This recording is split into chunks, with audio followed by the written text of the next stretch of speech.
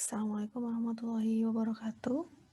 Sekarang kita memasuki bahasan materi pertemuan ketiga ya, yaitu penerapan teknologi informasi. Nanti akan saya jelaskan secara singkat saja. Jadi sesinya akan dilanjutkan sesi diskusi melalui e-learning gitu ya. Nah, seperti yang kita tahu nih, penerapan teknologi ini untuk kita udah jadi bagian gitu ya. Mungkin separuh hidup kita itu udah teknologi itu. Jadi kalau sehari nggak megang handphone, nggak berinternet gitu ya, kayaknya hampa mungkin ya. Untuk sebagian orang, untuk sebagian ya mungkin masih bisa gitu. Tapi kita tidak memungkiri bahwa teknologi itu sudah jadi bagian gitu ya, sudah berdampingan dengan hidup kita gitu. Oke, nah penerapan teknologi informasi ini ada beberapa contoh yang akan saya angkat di sini, itu di bidang pendidikan dan ekonomi, pemerintah, masyarakat gitu.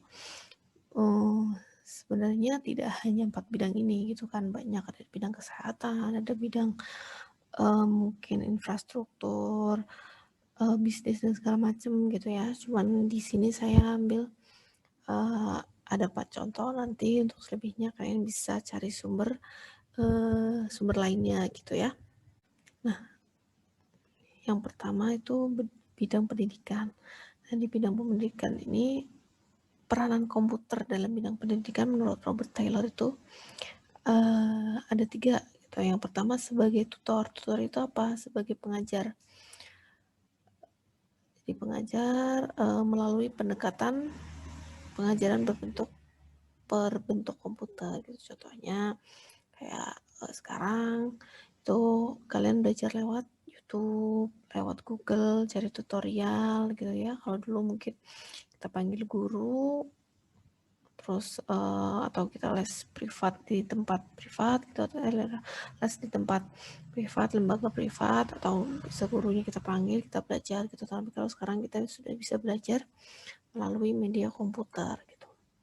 Yang kedua, sebagai tools itu apa? Sebagai alat gitu ya, alat untuk memudahkan proses pengajaran gitu, alat untuk proses pengolahan nilai gitu, alat untuk proses pembelajaran misalkan Zoom, e-learning gitu ya, penjadwalan, beasiswa. Nah, ini sebagai tool. Nah, yang ketiga ada tut gitu, sebagai alat yang diajar gitu. Jadi teknologi bisa melakukan tanya jawab atau dialog dengan komputer yang biasa disebut computer assisted instruction. Contohnya kayak Google Assistant gitu kan, mungkin yang sering pakai gitu, halo Google gitu. Kalian bisa menanyakan apa saja di situ gitu ya. Nah, itu peran komputer. Nah, ini contohnya apa? Contohnya ada itu kalau di SCT ada elan.nurfikri.ac.id. Dan di e-learning ini dosen atau guru bisa menyampaikan materi,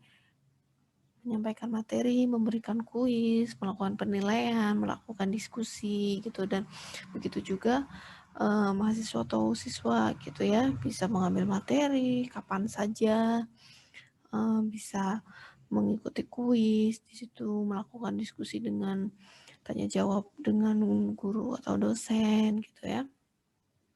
Nah, terus yang lainnya contohnya ada ais.nurfikri.ac.id. Nah, ini di sini sebagai manajemen gitu ya, database data administratif pendidikan. Contohnya nilai, KRS gitu, presensi. Itu juga salah satu pemanfaatan teknologi di bidang pendidikan. Contoh lainnya misalkan apa gitu, kemarin ada Forlab gitu kan. Forlab itu apa sih? Itu web yang digunakan oleh Kemendikbud sebagai database perguruan tinggi gitu. Jadi ada data dosen, data guru, data, kalau di Forlab nggak ada data guru, adanya data dosen, data mahasiswa, data perguruan tinggi gitu. Jadi itu salah satu salah beberapa penerapan teknologi di bidang pendidikan yang sering kita temui gitu. Nah, dari penerapannya pasti ada dampak positif negatifnya gitu ya. Dampak positifnya apa gitu, efek sosialnya apa gitu.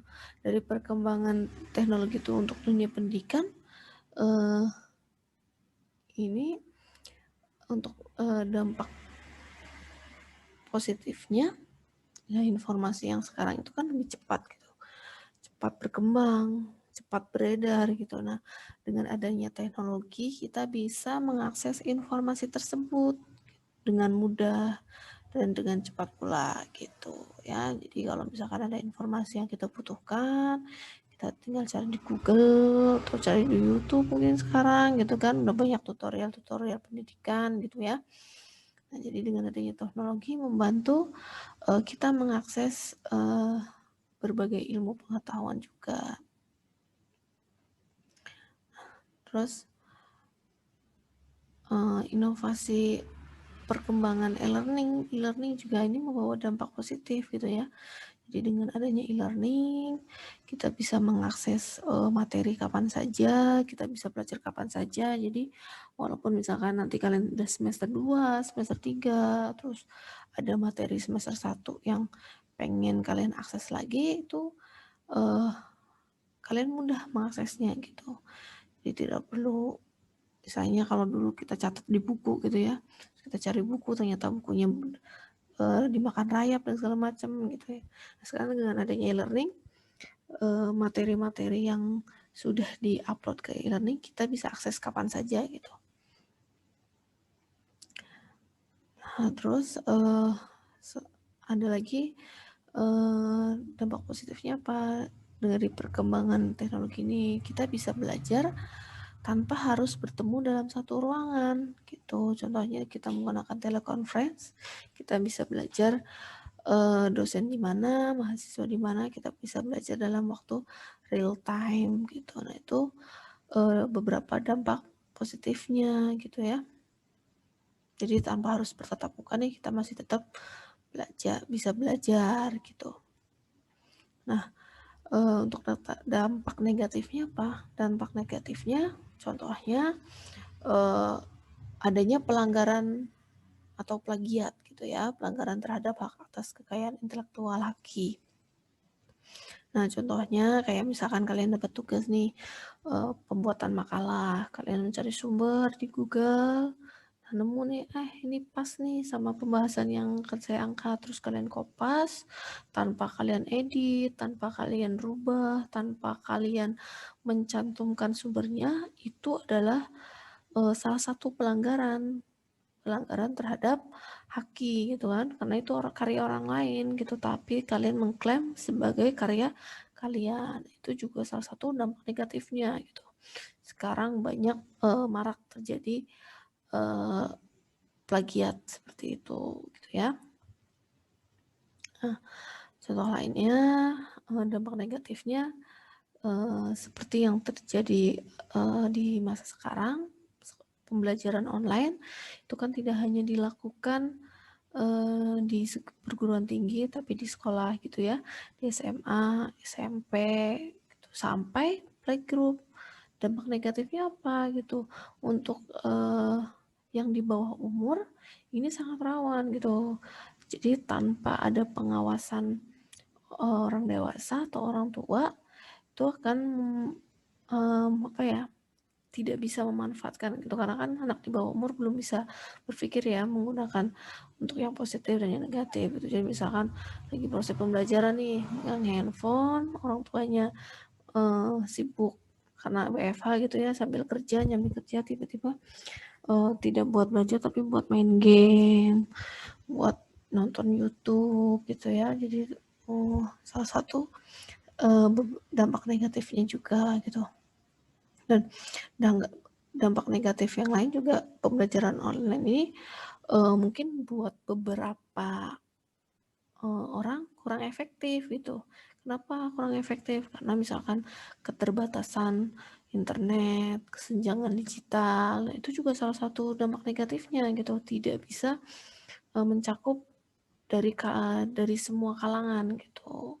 Karena kan ada yang dari daerah-daerah yang memang jaringannya susah gitu ya. Itu beberapa dampak negatif dan positifnya untuk bidang pendidikan.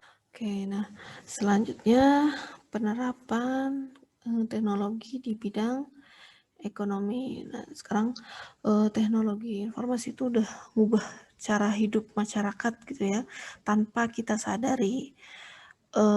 Dulu mungkin kalau kita mau ngirim uang itu kalau sekarang tinggal transfer gitu ya, kita cari ATM, kita transfer atau kita bisa lewat melalui e-banking, mobile banking gitu. Kalau dulu kita harus cari kantor pos, kita kirim wesel gitu ya, dan nyampenya lama, nggak saat itu juga. Nah kalau sekarang kita buka internet banking, kita transfer, beberapa menit kemudian sudah diterima gitu. Jadi tanpa kita sadari juga teknologi informasi itu udah ngubah cara hidup kita gitu. Perkembangan dan kemajuan teknologi informasi juga hampir di semua aspek gitu. Jadi termasuk juga ekonomi. Contohnya apa ya yang tadi saya katakan itu, contohnya ada e-banking, jadi internet banking sudah banyak lah sekarang, hampir semua bank sudah memanfaatkan teknologi. Jadi udah ada e-banking, mobile banking, jadi kita bisa transfer, bisa melakukan pembayaran gitu ya. Bisa melakukan pembayaran BPJS, pembayaran TV, kabel, telepon, dan segala macam sudah bisa melalui e-banking gitu. Jadi kita tidak perlu mengantri lama di bank, tapi kita hanya istilahnya tinggal klik aja lah, itu udah selesai banking. Terus yang lain tuh ada e-commerce gitu ya. Dulu kita kalau belanja baju harus ke toko, milih dan segala macam. Sekarang udah tinggal buka salah satu e-commerce, kita cari baju, habis itu tidak berapa lama, berapa hari, paket datang. Kita tidak perlu capek keluar rumah, panasan, ngabisin bensin gitu ya. Terus sekarang juga belanja kebutuhan sehari-hari juga sudah bisa lewat online gitu. Itu salah satunya digunakan di e-commerce gitu ya. Itu salah beberapa contoh dari penggunaan teknologi di bidang ekonomi ya, ada e-commerce dan e-banking. Nah, untuk dampak positifnya apa? Dampak positifnya itu dengan adanya perkembangan teknologi ini juga semakin membuat cepat nih pertumbuhan ekonomi gitu ya. Terus persaingan di dunia kerja sudah semakin menuntut kita untuk menambah skill gitu. Itu juga dampak positif gitu. Jadi mendorong kita untuk menambah skill, untuk selalu belajar gitu ya. Itu juga dampak positif gitu. Terus kemajuan ekonomi dalam bidang kedokteran juga menjadikan produk kedokteran juga semakin maju gitu. Sekarang bisnis rumah sakit juga jadi salah satu yang dijual itu adalah teknologinya gitu. Itu beberapa dampak positifnya gitu. Jadi juga mempermudah proses transaksi juga, kayak kalau sekarang melakukan pembayaran itu udah tidak perlu ke bank dan segala macam, itu juga salah satu dampak positifnya. Nah, mungkin yang lain juga kayak di bidang pangan misalkan barang-barang jauh lebih murah. Kenapa gitu? Karena yang menjual barang itu adalah tangan pertama gitu. Misalnya ada petani yang langsung menjual melalui e-commerce gitu ya. Jadi kita langsung beli dari petaninya. Jadi kita bisa dapat harga yang lebih murah gitu, karena kita tidak harus beli di warung yang memang misalkan warung itu beli dari tangan keberapa istilahnya kan gitu. Itu jadi bukan dari langsung dari petaninya, karena kan pasti pedagang itu mencari untung, jadi harganya pasti lebih mahal gitu kalau kita beli di tempat. Kalau lewat e-commerce kita bisa dapat harga yang lebih murah. Nah, itu beberapa dampak positifnya. Nah, untuk dampak negatifnya, karena mudahnya kita melakukan transaksi melalui internet gitu ya, jadi akan menyebabkan semakin mudahnya transaksi transaksi kita diretas gitu. Misalkan sekarang banyak penipuan-penipuan yang memanfaatkan teknologi gitu. Jadi untuk meretas mobile banking, e-banking gitu ya, untuk membobol akun bank kita gitu. Nah, uh, juga beberapa contoh lainnya, misalkan transaksi barang selundupan gitu. Itu juga semakin mudah karena kan transaksinya sudah melalui internet gitu, tidak usah bertemu, uh, memberikan uang gitu kan, terus ngasih barang gitu, tapi transaksinya lewat internet, barangnya dikirim gitu, jadi tidak ada transaksi bertemunya dua orang gitu. Itu juga salah satu dampak negatifnya. Nah, yang lain juga karena teknologi informasi ini semakin canggih, komunikasinya juga banyak banyak yang memanfaatkan sebagai penipuan gitu. Dalam perdagangan online, misalkan nih jual barang, terus suruh transfer dulu gitu, ternyata barangnya nggak dikirim-kirim gitu. Nah, itu juga salah satu kerugiannya gitu. Jadi makin maraknya penipuan gitu ya.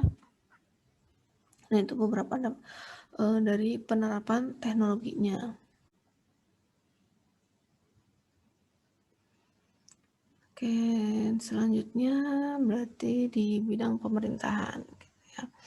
Penerapan di bidang pemerintahan ini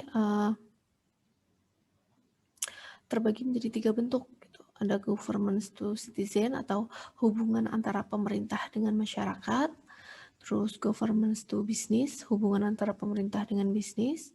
Yang ketiga, government to government, jadi hubungan antara pemerintah dengan pemerintah gitu. Jadi teknologi sekarang sudah dimanfaatkan oleh pemerintah gitu ya.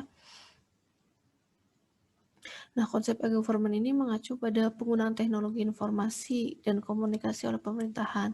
Misalnya, penggunaan jaringan internet. E-government dapat meningkatkan hubungan antara pemerintah dengan penduduk, bisnis, dan kegiatan lainnya gitu. Nah, salah satu penerapannya, misalkan contohnya teknologi yang dipakai oleh pemerintah itu misalkan sekarang ada iktp gitu ya. Terus makin mudah ya pemerintah mengumpulkan database dari masyarakatnya. Atau contoh lainnya misalkan administrasi online yang dipakai dalam beberapa instansi-instansi pemerintahan. Itu misalkan BPJS atau Disduk Capil gitu kan, sekarang kita bisa kan mengajukan pembuatan KK melalui online gitu kan. Jadi itu juga salah satu penerapan teknologi di bidang pemerintah, bukan di bidang di pemerintahan gitu. Namun juga ada dampak positif dan dampak negatifnya nih dari penerapan teknologinya. Dampak positifnya apa gitu? Pelayanannya otomatis karena online gitu ya, pelayanannya bisa dilakukan dengan maksimal gitu. Misalnya ada beberapa instansi yang melakukan pelayanan online selama 24 jam sehari, 7 hari dalam seminggu. Jadi full time tuh gitu pelayanan online-nya. Itu walaupun realitanya pelayanan offline-nya tetap di jam kerja gitu, tapi dari beberapa instansi biasanya untuk pelayanan online mereka menyediakan 24 jam gitu. Misalnya kita mau bikin SIM nih, sekarang bikin SIM juga udah bisa mengajukan secara online gitu, walaupun nanti ada beberapa prosesnya yang tetap dilakukan secara offline gitu. Jadi kita bisa ngajuin di kapan aja, mau jam 12 malam, mau jam 1 pagi gitu ya. Terus ada juga dampak positifnya itu hubungan antara pemerintah, pelaku bisnis, dan masyarakat itu adanya keterbukaan atau transparansi, maka diharapkan hubungan antara berbagai pihak menjadi lebih baik. Jadi ada keterbukaannya nih. Kalau udah terbuka kan kita udah nggak saling curiga gitu kan ya. Misalnya contohnya kayak data-data pajak itu udah kita bisa akses kayak gitu. Jadi nggak bingung nih kenapa pajak kita bayarnya segini dan segala macam gitu. Nah juga informasi-informasi yang dibutuhkan oleh masyarakat itu bisa diakses dengan mudah juga gitu ya.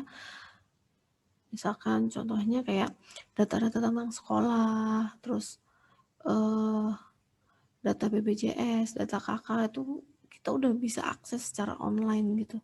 Itu memudahkan masyarakat untuk mengakses data-data yang memang dihimpun oleh pemerintah gitu. Itu beberapa dampak positifnya. Nah, untuk dampak negatifnya, semakin bebasnya masyarakat mengakses situs pemerintah akan buka peluang terjadinya cybercrime yang dapat merusak sistem teknologi pada e-government gitu. Misalnya kasus pembobolan situs gitu, kayak kalau lagi masa kampanye nih itu kan situsnya KPU diretas gitu, terus dimanipulasi datanya gitu ya. Nah, terus dampak negatif yang lain juga ini memerlukan dengan perkembangan teknologi, pemerintah memerlukan biaya yang banyak untuk perkembangan infrastruktur teknologi pemerintah gitu. Nah, untuk jangkauan aksesnya juga untuk orang-orang yang melek teknologi itu sangat membantu. Tapi kalau misalkan untuk masyarakat-masyarakat yang hidup di pedalaman itu ya akhirnya beberapa informasi yang penting tidak bisa mereka akses gitu karena dengan berkembangnya teknologi itu kan biasanya jadi berkurangnya pemerintah turun ke lapangan gitu karena semuanya udah diinformasikan lewat misalkan lewat website itu gitu lewat televisi lewat channel lain gitu ya. Jadi beberapa masyarakat yang hidup di pedalaman akan uh, tertinggal informasi. Nah, itu untuk di bidang pemerintah. Nah, untuk masyarakat sendiri, sekarang teknologi itu udah bagian dari kehidupan kita gitu ya, mau tidak mau karena memang sudah hidup berdampingan gitu. Pemanfaatannya sendiri bisa digunakan untuk kepentingan pribadi gitu ya, misalkan handphone, internet, laptop gitu. Sekarang juga kayak kulkas itu udah merambah ke AI, ke teknologi gitu. Sekarang orang juga ngebangun rumah sudah memanfaatkan teknologi. Jadi orang juga sudah memanfaatkan teknologi untuk hal-hal yang bersifat pribadi gitu. Manfaatnya apa? Manfaatnya otomatis semua pekerjaan kita terbantu gitu, bisa terselesaikan dengan cepat gitu ya. Contohnya kayak nyuci, dulu kita nyuci manual, sekarang udah ada mesin cuci. Sekarang nyuci baju tinggal klik, mesinnya nyuci, kitanya bisa ngerjain yang lain gitu. Jadi lebih banyak pekerjaan yang kita selesaikan dalam satu waktu gitu ya. Contoh lain misalkan untuk handphone kita bisa berkomunikasi dengan keluarga atau teman kita setiap saat gitu. Kalau dulu kalau misalkan belum ada handphone, kalau kita mau ngobrol sama saudara jauh, mau teman, kita harus datang gitu ya. Ya kalau lagi nggak bisa, ya udah gitu. Tapi kalau sekarang tinggal telepon kapan saja dan di mana saja gitu. Jadi memudahkan kita berkomunikasi dengan saudara, teman gitu. Dampak negatifnya apa? Dampak negatifnya ya otomatis untuk sebagian orang gitu kan akan jadi males gitu ya. Nyuci udah ada mesin cuci, masak udah ada rice cooker gitu ya. Apalagi sekarang beli makanan udah bisa pakai GoFood, udah tinggal duduk doang, tinggal makan dah. Otomatis kesehatan kita juga semakin menurun gitu karena kurang gerak. Dampak lainnya misalkan untuk handphone, sekarang hampir setiap anggota keluarga memegang handphone gitu ya. Otomatis interaksinya antar keluarga juga semakin berkurang. Jadi dampak positifnya itu bisa membantu kita untuk berkomunikasi dengan keluarga jauh gitu ya. Tapi untuk keluarga yang satu rumah nih, komunikasinya malah berkurang. Kenapa gitu? Saat berkumpul misalkan sibuk sama handphone masing-masing gitu. Jadi mengurangi interaksi sesama keluarga. Nah, itu beberapa contoh dari penggunaan teknologi di bidang pendidikan, ekonomi, pemerintah, dan masyarakat. Nah, cukup sekian sih untuk pembahasannya. Nanti kalian bisa cari-cari karena memang untuk penerapan teknologi ini kan sumbernya sudah banyak dan kita juga sudah paham ya sebenarnya gitu. Sebenarnya sudah paham mungkin cuman nggak ngeh kalau itu adalah kita sudah memanfaatkan teknologi di kehidupan kita gitu ya. Nah, untuk tugasnya pekan ini adalah diskusi online gitu. Diskusi online di e-learning gitu. Oke, saya stop. Oke, nah kalian akses di kelas PTI, nanti ada di pertemuan ketiga. Nah, sini saya sudah bikin forum diskusinya. Nanti kalian tinggal klik di sini. Oke. Ini sudah saya buatkan forum kelas masing-masing. Jadi nanti kalian masuk ke forumnya sesuai kelas ya. Yang TI 1 masuk ke TI 1 gitu, TI 7 masuk ke TI 7, yang SI juga masuk ke kelas masing-masing gitu ya. Kalian perhatikan angkanya. Nah, tugasnya apa? Nah, silahkan kalian masing-masing memberikan contoh penggunaan teknologi informasi gitu ya. Jadi misalkan penggunaan teknologi informasi di bidang pendidikan gitu. Ini contoh sistem informasinya langsung gitu. Contohnya apa? Misalkan ada di bidang pendidikan kalian mau masukin ellen.nurfikri.hid itu boleh gitu ya. Nah, kalian masukkan ke situ. Nah, nanti kalian kemukakan dampak positif dan dampak negatifnya dari sistem informasi tersebut apa gitu. Itu contohnya dengan adanya Ellen kita dampak positifnya kita bisa belajar dimanapun gitu. Kapan waktunya juga terserah kita gitu. Misalkan kita mau mengakses pagi ya bisa, malam, tengah malam juga kita bisa gitu. Itu dampak positifnya kita bisa belajar kapanpun. Nah, untuk dampak negatifnya misalkan terjadinya pengurangan interaksi nih antara dosen dan mahasiswa. Nah, jadi nanti kalian kemukakan di forum diskusi ini gitu ya. Nah, ini bebas, kalian boleh ambil di bidang apapun, mau bidang pendidikan, masyarakat, pemerintahan, kesehatan, ekonomi gitu kan. Misalkan kalau ekonomi kalian mau ngambil e-commerce, misalkan Bukalapak atau misalkan Lazada atau misalkan atau internet banking gitu. Misalkan contohnya apa itu. Silahkan kalian sebutkan salah satu contoh sistem informasinya. Jadi langsung namanya ya. Misalkan Bukalapak. Ini adalah contoh dari e-commerce. Dampak positifnya apa? Kalian tulis dampak negatifnya apa? Gitu ya. Nah, ini nanti kalau kalian sudah punya jawabannya, kalian klik kelasnya. Nah, nanti akan masuk ke sini. Nah, nanti langsung kalian reply dari topik diskusi yang sudah saya buat di sini. Kalian reply, terus nanti kalian tulis kemukakan jawabannya. Jangan lupa kalian tulis nama dulu, nama, terus name, gitu ya. Nama, terus name, nah terus kalian enter, kalian kemukakan jawabannya.